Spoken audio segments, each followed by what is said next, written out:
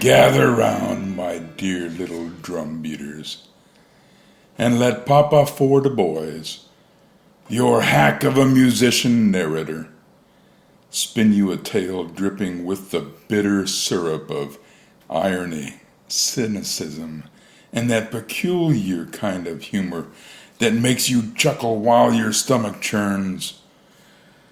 The world, you see, is a stage for criminals, those sly foxes who always seem to win in the short term. Not because they're smarter or stronger, but because they've mastered the art of exploiting the goodwill of the suckers around them. They're the ones who see a room full of trusting souls playing by the rules and think, oh, what a delightful buffet of naiveté. And with a wink and a nudge, they twist standards, customs, rules, and laws like a child mangling a lump of clay, while everyone else is too busy being decent to notice the sculptures turned into a monstrosity.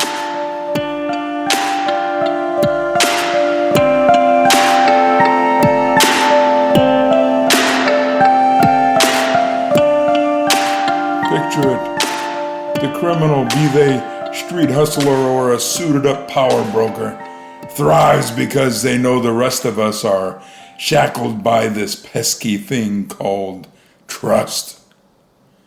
Trust, that gluey, gooey sentiment that makes society hum along, is their favorite toy. They don't play fair.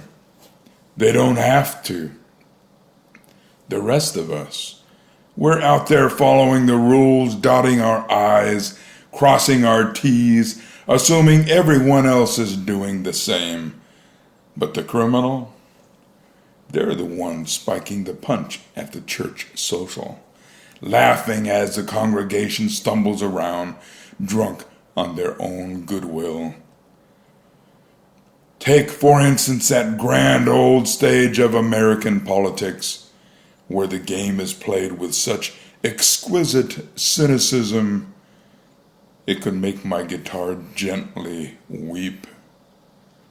Let's start with James Comey, shall we? The lofty FBI director, all high-minded and sanctimonious, who looked at Donald Trump, brash, orange, and unapologetically not one of the club, and decided, with a little prodding from Obama and the deep state, this man's a problem. So what does he do? He kicks off the Russiagate investigation right there in the White House's hallowed halls, spinning a web of innuendo about Russian collusion that was flimsier than a plot of a dime store novel. Why? Because he could. Because the system trusted him to be a straight shooter, and he used that trust to fire blanks at a man he just didn't like. Irony alert.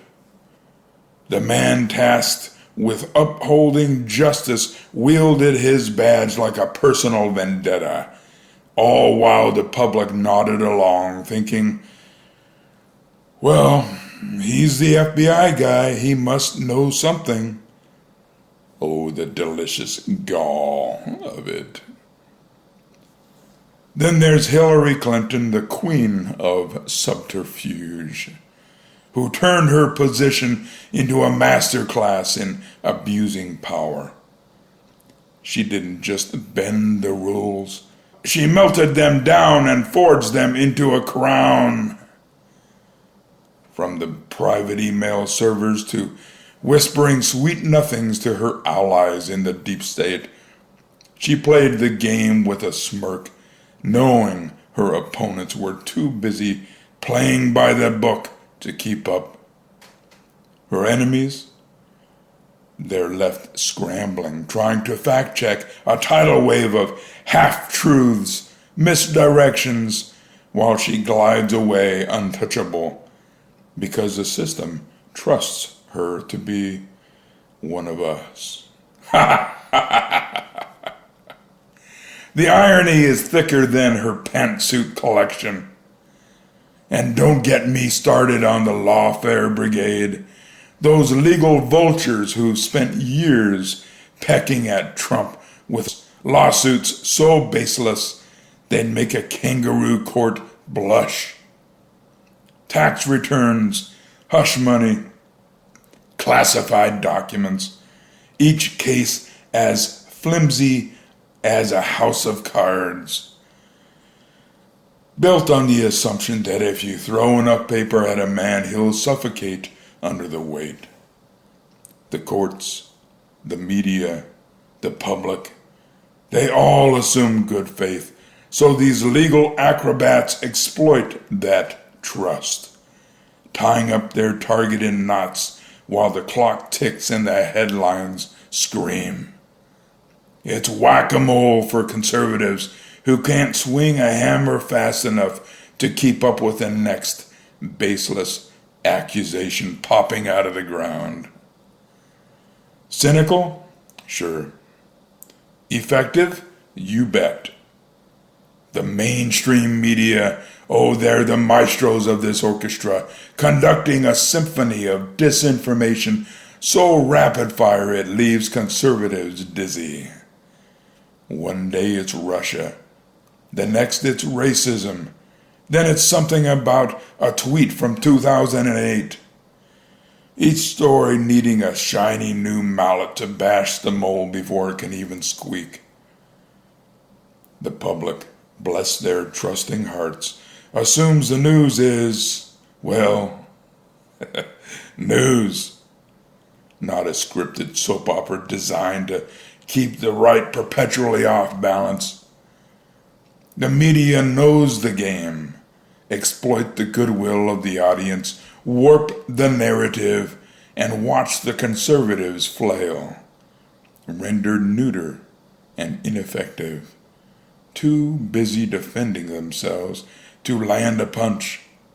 It's almost too easy, like stealing candy from a baby who's been taught to share. Now let's zoom out from the political circus to the street-level crooks. The connection is implicit.